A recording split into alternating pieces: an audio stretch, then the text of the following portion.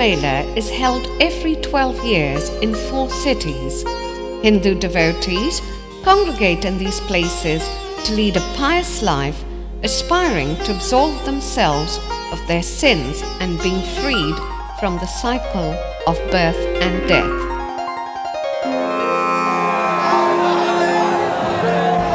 It is said to be the largest gathering of believers anywhere in the world. An extraordinary energy is produced in the presence of saints and sages who come together during this perfect cosmic event. I have come to Kumbh Mela to enjoy and taste the nectar, divine nectar. I think this kind of big gathering for spiritual reasons, I think very, very useful. कुंभ में एक और भी बात दर्शनीय होती है कि इसमें छोटे बड़े का कोई भेदभाव नहीं है। बड़े से बड़ा व्यक्ति, चाहे वो राजा महाराजा हो, धनी मानी हो, विद्वान हो, उद्योगपति हो, धनपति हो और गरीब से गरीब आदमी, वो चाहे किसी जाति का हो, किसी वर्ण का हो, किसी पेशे का हो, एक साथ एक क्षण माई गंगा की गोद में, संगम में अपने जीवन को धन्य करते हैं स्नान करके। यहाँ आकर के लोगों के मनोमैल दूर हो जाते हैं। प्राणी मात्र में सद्भाव का यहाँ प्रत्यक्ष दर्शन होता है। यहाँ पर जात पात मनुष्यों की तो क्या, पशु पक्षियों की भी कोई रोक टोक नहीं है।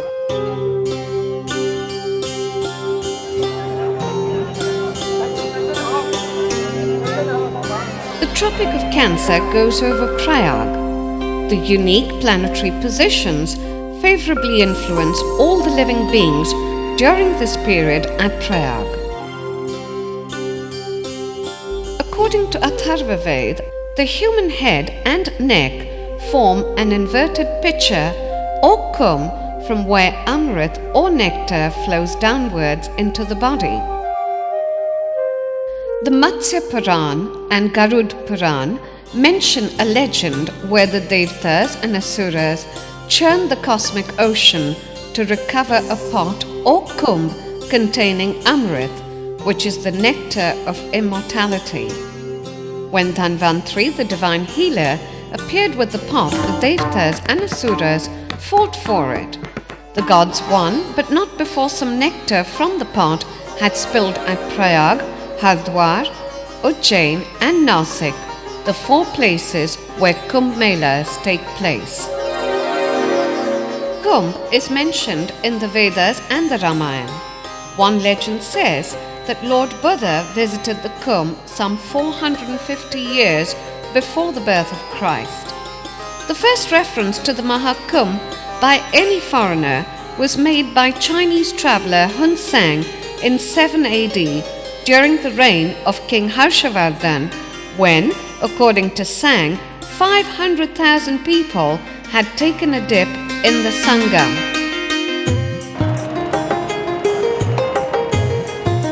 This year's Mela at Allahabad was said to be more special because after 144 years, since 1857, it saw a rare alignment of planets that was tenfold more auspicious.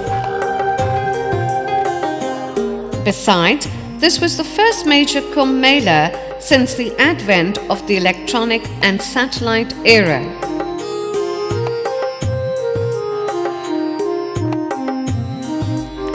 Time and dates for the 6 snans were calculated on the basis of a specific planetary configuration.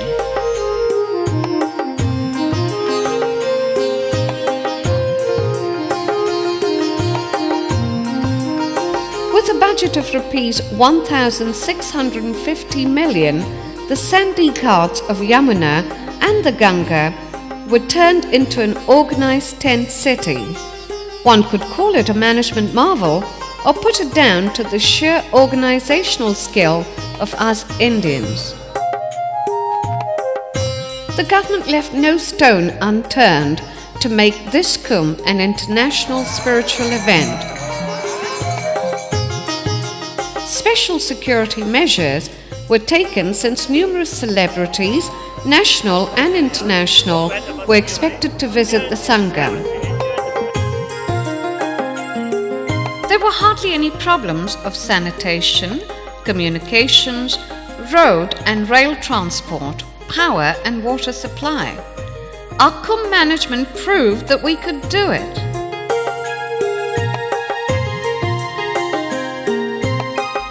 As the first bathing day drew near, millions of pilgrims began pouring into Kumbh Nagar. The multitude of pilgrims were like a surging sea of humanity. They arrived from all over India, from Ladakh to Kanyakumari, from Bhuj to Kamakhya, thus transforming Kumbh Nagar into a miniature India. The flow of the crowd continued unabated. All through the night, thousands were seen sitting and sleeping under the open sky, braving the cold gust of chilly winds. Many had nothing except a polythene sheet to spread on the sands. Faith is the biggest shelter.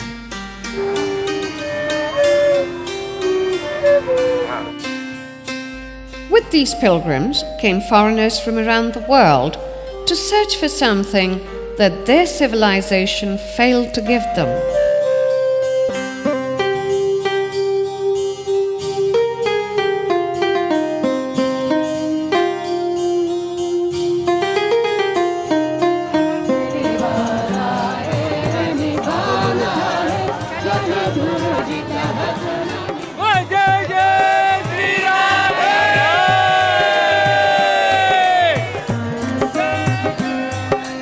The Mela began with a bath on the occasion of Posh Purnima on Tuesday, the 9th of January.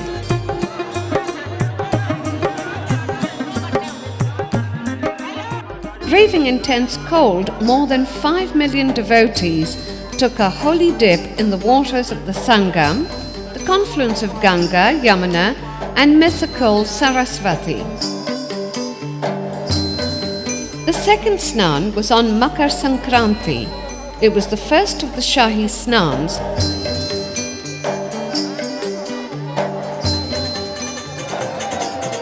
The March for Salvation started at 5 a.m. Of the 13 main akhadas, Mahanirvani, scholarly and senior, bathed first.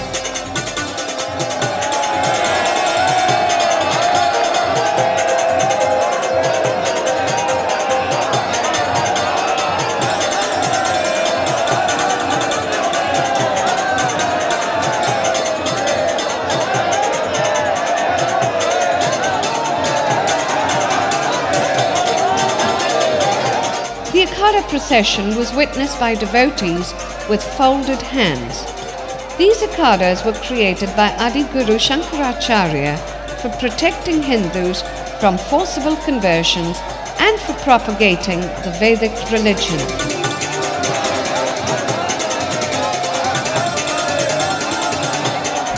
A Naga sadhu is one who has no desire for clothing, for sex, or for money.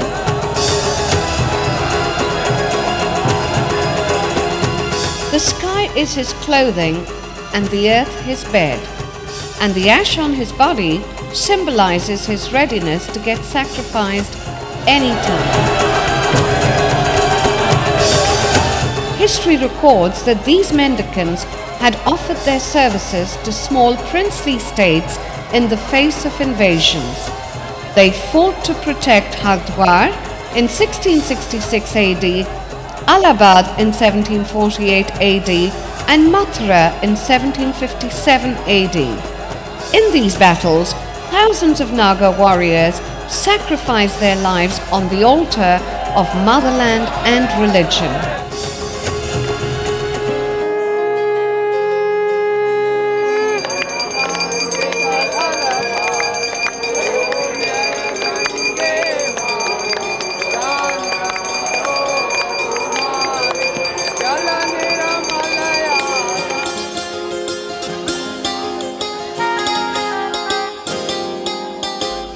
The enduring image of the Kumbh is the pilgrim.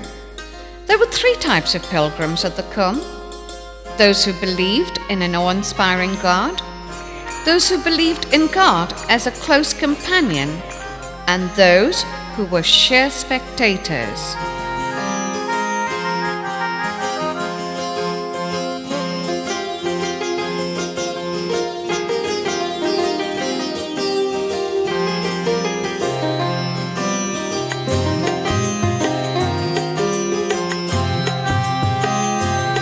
The Mela was almost like a rite of passage for the holy men.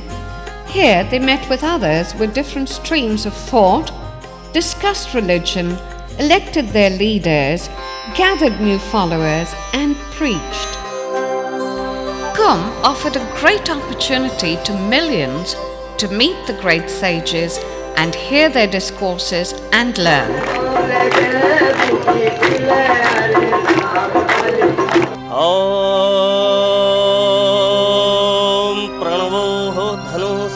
आत्मा ब्रह्मतर लक्ष्यमुच्यते है प्रमत्तेन वेदव्यम शरवत्तन्मयो भवेत्।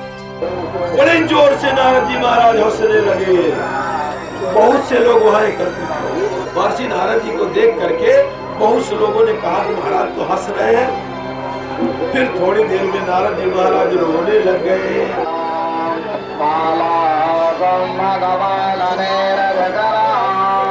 हिंदू धर्म भी एक देव की उपासना करता है, एक परमात्मा, अखंड परमात्मा।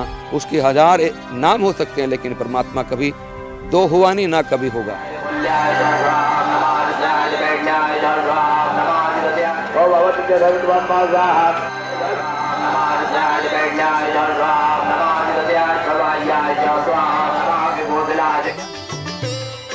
Many attended musical concerts by renowned artists of the country.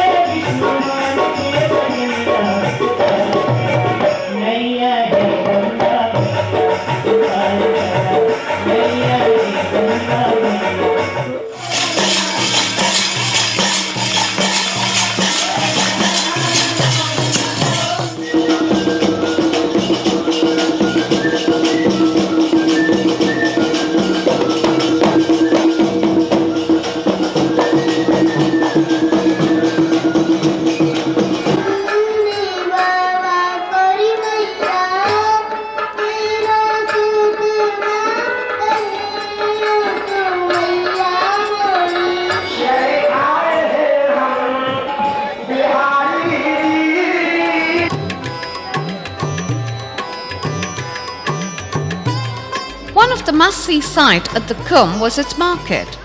There was very little one didn't get there.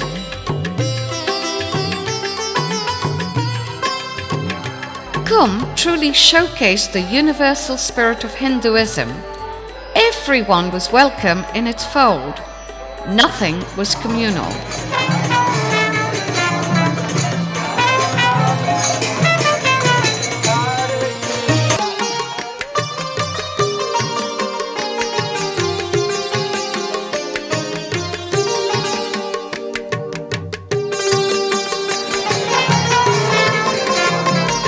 Nagar smelt of life, of ghee, of jalebis, of sweets, samosas, sindoor, agarbatti, and of the evening wood smoke of villages.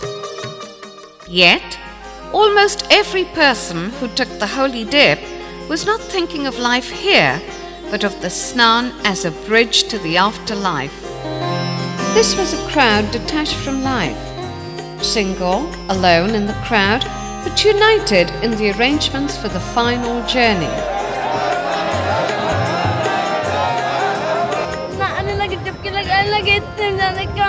The Kumbh cannot go without a record of lost persons. This time also, over 5,000 people were reported lost on the Makar Sankranti day alone. Thanks to the volunteers, almost all of them were able to rejoin their near and dear. Everyone lauded the volunteers of civil defense, Bharat Scouts and Guides, NCC, NSS for their round-the-clock services. The Vishwa Hindu Parishad sponsored Dharam Sansad and declared the date of the beginning of the construction of Sri Ram Temple at Ayodhya.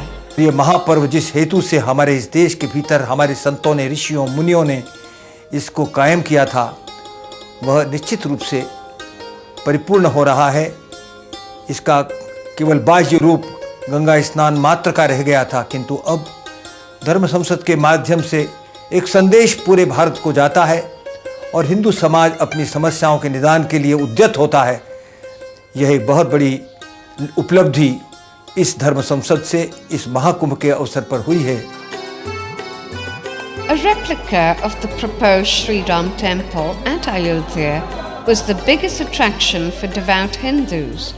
Almost everybody who visited the Kumbh visited this site.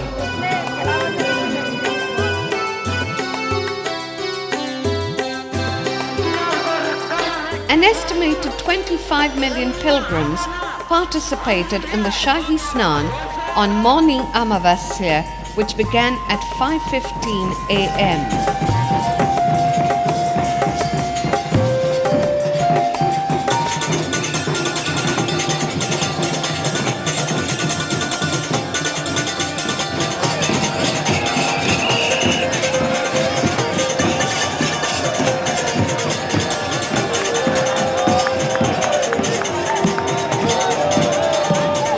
The third Shahi Snan, the fourth of the six Snans, was on Basant Panchami, the 29th of January 2001.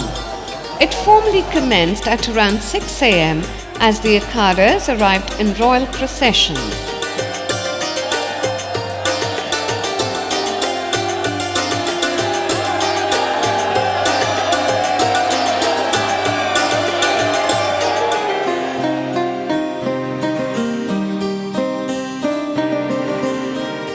An estimated 15 million devotees took a holy dip in the Sangam, testing the administration and the police to their limits, but reinforcing the fact that the Indian milieu had not lost touch with the divine.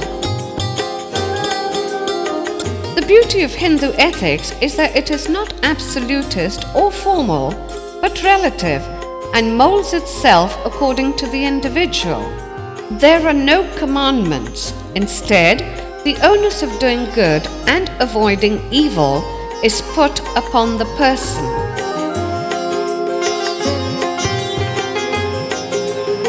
Millions were fed free at various camps with the food prepared in pure ghee and served with love and affection, expecting nothing in return from anyone. A scene that is perhaps unimaginable elsewhere in the world.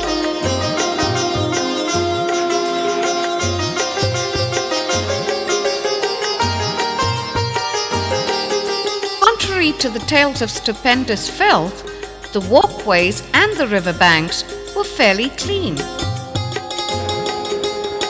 Thousands cooked, lived, and prayed in peace.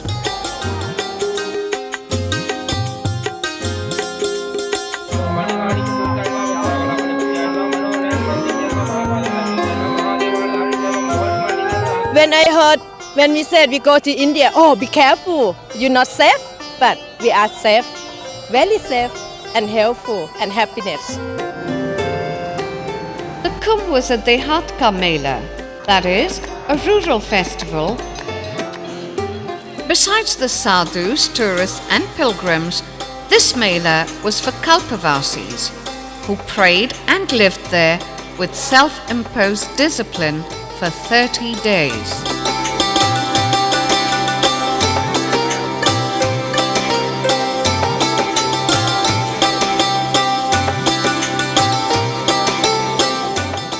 Usually, at the Sangam, shaving the head was the first act of the devout.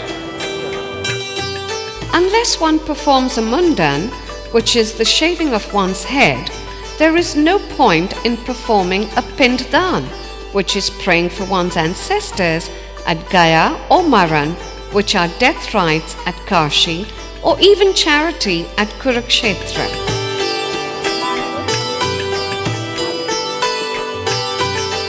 It is customary for Hindus to perform a ritual called Pind Dan for their forefathers in Allahabad. It is performed by Prayagvals. हे पूज्य माताजी वैकुंठ में प्राप्त हो। Pilgrims and Kalpavasis visited many places of tourist and religious interest in the city of Allahabad during Kumbh.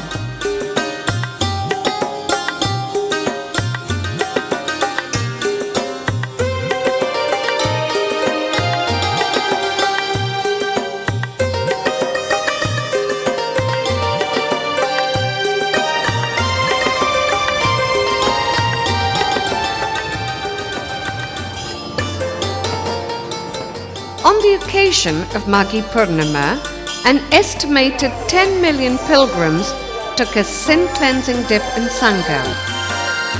It also marked the end of the Kalpavas. The last Snan was on the Mahashivratri.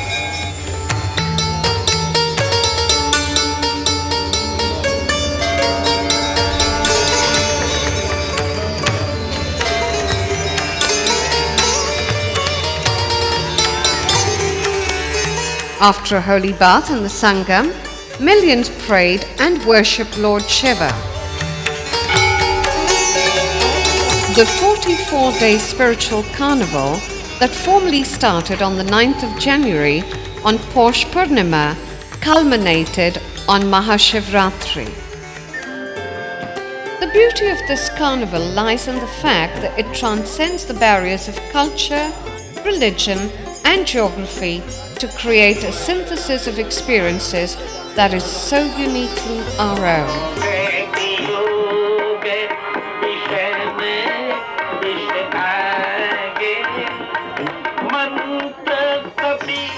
To an atheist, a dip in the Sangam had no meaning, but for a believer, it was enriching.